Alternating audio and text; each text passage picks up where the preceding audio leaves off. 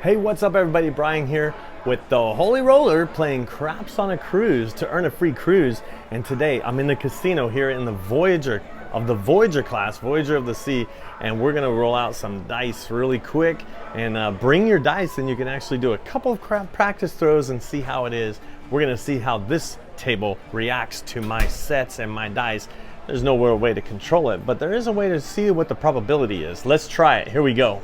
Welcome to the Holy Roller, where it's all about playing craps and winning free cruises. I'm going to show you what it's all about, so let's get rolling. All right, here we go. We're gonna just roll it out like I said. So this is, it's not as hard as the tables that I've seen before, and it is pretty high. It's pretty high, and so I'm gonna just do the 6-8 set, which is the 8s, the 6s, kind of, some people call it a 3V set, but I throw it with the hard 8 on the top. And so let's see. And so there is a 10. So this one, 6, 4, 10. So yeah, this table is pretty high. It's like, I want to say it's probably about like, I mean, it has to be at least like, I would say at least 4 inches higher than usual. So if you're short, you're gonna have a hard time picking up your money. So let's do that 6-8 set again. See if we get a 10 again, or if we can get some 6s and 8s. So there is a 6, so that's good. And I would say the table is pretty, it is a little bit more bouncy than tables that I've seen on Royal Caribbean before, but I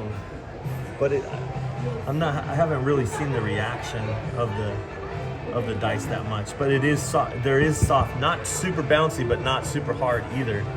So let's see if we can get something here. And there is a 7. All right, so that was 3 rolls, and then I hit a 7. So that's a little bit, what is that, as far as the average? Maybe not good as far as the average goes. So let's see. Let's try my 1, 2, 3, 1. Some of you know I do this set where it's a 1. So 1, 2, 3, 1. And so this one should get a 4, a 10, or a 3, or an 11. So let's see if we can get a 4, 10, 3, or 11 on this toss. Man, it is different. I got a 10, so that's one of those combinations I was shooting for, so that's good. But yeah, man, let me tell you, I don't even have a stick. I can't reach that. The table is so tall. Oh my goodness. I've been to a lot of tables, and this one is pretty tall. I think they're gonna probably tell me I can't like record, so I'm gonna just record until somebody tells me I can't. Because technically they say you can't record in the casino, but hey, it's closed, come on. All right, here we go. So, and the best time to do this is on the first night. Sorry, let's do that same set. So we got the 10. Let's see if we can get a 4, 3, or 11 with this same set. Here we go. Ah, 7. Wow. Wow. Is this gonna be okay? This is why I'm here, folks. This is why I'm here. I'm here to practice. I got the mic connected to the camera, so I have to like take the camera with me when I go get the dice. So okay, now one thing I'm gonna do is I'm just gonna concentrate on where the landing point is. So I always say, find your spot on the table. Wherever you wanna shoot from, find your spot. So right here, this is spot 1. This is where the stick would be. So this would be called to the left of the stick. So this would be left stick 1, left stick 2, 3, 4, 5, 6. Although they'd probably split it right about here. So you can fit 8 people on each side. And then this would be stick right 1, stick right 2, stick right 3, 4, 5, 6, and so on. And so when that, Get used to it. when you're wanting to shoot, make sure to shoot from a spot that you're used to shooting from, or where you think you'll be shooting from, so that you can kind of measure the table. This is about a 12-foot table, and so you want to kind of just throw and hit it right there at the end. And I got a 6. That was that 410 set that I was doing, and I got a 6. On the 6-8, I got a 10. On the 4-10, I got a 6. So, and then as far as like, you know, setting, when you're on a Royal Caribbean ship, they'll allow you to set the dice. They won't allow you to do this or pre-rolls or private rolls like this. They won't let you do that. Like, you can grab them. Whenever you're selecting out of the 5, you could do this once and then pick, but you can't do it anymore. They call that private rolls. There's no private rolls. And so then they'll let you set it if you set it like this. And then of course, if you're new to craps, you can't like take the dice past this spot right here. They have to stay inside. You can't cover them up totally where the stick person can't see them. So you kind of have to have them where they could see them. So that's why a lot of people use their fingers like this, because they have to be able to see the dice, okay? And then the other thing that you can't do, and I'll set this here and I'll show you, but the other thing that you can't do is you can't switch hands. You know, you can't like blow on them, you can't kiss them, you can't switch hands. So one hand at a time. If say you went like this with this hand, and you're like, oh, I want to put it in my other hand, just put them down, grab them with your other hand. That's the way you do it, okay? So here we go, 1, 2, 3, 1. Let's see, can we get a 4, 3, 10, or 11? What do you think? There's the 11. So the 11, you know, the 11s and the 3, those are horn numbers, and those are one roll bets, but they do win on pass line, don't pass line.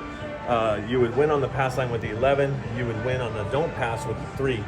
So, but having a 4 and 10 on a don't pass is a great number for the don't pass. So what I would do is I'd try to establish a 4 or 10, and if I did, that was a good one. I like that. It was a 9 though. But I like, so one thing I'm trying to do, let me see if I could just kind of show you right here. So whenever you're rolling dice, people are gonna have chips here on the pass line, the don't pass. They're gonna have odds back here. And so a lot of times when people throw, they throw and hit the chips. You don't wanna hit the chips. Usually right around here, people will have filled bets. Sometimes people will have come bets, but this is a good spot where you want the dice to hit and then bounce and over. So they'll kind of hit, bounce over all the chips that are here. The other way you could do it is you could throw it and try to hit it on the other side of the chips. So usually this is where I try to hit on the other side of the chips, and I try to get it to come down, hit the wall, and just stop. And, you know, and look, it stopped on a 7. That's funny. But that's the kind of how I would want to do it. And so that's kind of what I think a lot of people are trying to do when they throw the dice. So let's see. We got that 11 off of that set. Let's see if we can get, man, look, I don't know if you see that. See, it's a little bit bouncy. Can you see that? It is a little bit bouncy. It's not totally hard, but it is not totally spongy either, but it does have a bounce to it. So for me, some people like their dice to, you know, go bounce a lot. Like they'll throw them and let them bounce a lot. Some people don't want them to bounce at all. They want them to fly in the air together and just hit and kind of stop. That would be great, especially if they don't roll, you know. But here we go. Let's see where I hit this one. I'm gonna go from behind the line, behind where the chips would be. I probably would have hit some chips, but look what we got there. Another 11 on our 11 set. So some people say you can't control the dice. I'm not saying I can control the dice. What I'm saying is that I have probabilities that I'm shooting for. And if I have a high probability of an 11, obviously a 7, there's 6 ways to make a 7. That's the highest probability on any roll. But if you can avoid that 7 by putting up some other ones and maybe keeping it rolling like this, you know, as long as they react the same and land the same, you should get that. And I got an 11. So anyway, I'm gonna shoot. I shoot with the 4 from the top. 1, 2, 3, 1. Here we go. That was a good one. That's a 6. I have to go around here because I can't reach. Again, this table is so high. Oh my goodness. You're gonna have to get some step stools over here for some people. This table's so high. All right, let's see Setting up one more time. So I think I threw 1 7 out of with this set so far. So I'm just gonna keep rolling, keep practicing. That was one of the first ones. There's an 8, 6, and an 8. So the 7 has the high probability. An 8 and 6, there's 6 ways to make a 7. There's 5 ways to make a 6, 5 ways to make an 8. There's 4 ways to make a 5, 4 ways to make a 9, and 3 ways to make a 4, 3 ways to make a 10. So why do I want to get a 10? The odds are more, it pays more, and if I'm doing a hedge system where I'm on the don't, say I have $50 here, I only have to hedge it with $25 on the 4 or 10 to cover that, and then I could put another 25 out on the table and just collect if those 6s and 8s are hitting. So that's kind of what I do. So let's see if we can get another one here. There's the 4. It happened. So there we go. So yeah, so I'm feeling good about that set. Getting the 4, getting the 10, getting the 11. Because I do, if I'm on the don't, sometimes I'll do an 11 to cover that bet. But I just modified the strategy a little bit where I've actually been covering with the 7 as well. But let's see if we can get a 4, 10, 3, or 11 again. All right. There it is. All right, so yeah, I'm feeling pretty good about the throws right now. The crazy thing is this table. I'm telling you, it's so high. It is pretty ridiculous. All right, so let's see. Here we go again. Same set. We got the 10, we got the 4, we got the 3, we got the 11. So let's see. There's a 5. We hit a 6 and 8, a 5 as well. So if I was keeping track, I don't know what the point is, but you might say, yeah, Brian, what is the point of this video? The point of this video is I'm just kind of taking you along what I do and how I practice and how I get a shot and see what I can make. Ooh, hard 10. So there's the 10. Whenever I bet a 10, I usually bet the hard 10 as well, just because the 10 would pay. Like $10 on a 10 pays 18. If you put $5 on the hard 10, you would still win, $13? Even if it wasn't hard. But if it did come hard, you win 35 plus 18. So that's a good way to bet it. Bet the hard ways, but also bet the numbers that are hard, just in case they come hard. And then if they don't, you still win, but then you're able to put it back, place the hard way back if it comes easy. All right, so let's see. Let's go again. And there is another 4. We did it again. Perfect. So, like I said, I'm feeling pretty good. Maybe I shouldn't waste all my rolls right now. Save it for later. But I'm not sure. I wasn't keeping track of like points and stuff. But the idea is, can I get a 4, 3, 10, or 11 with this set?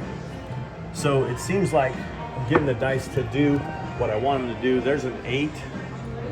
There's the 5, 3, 8.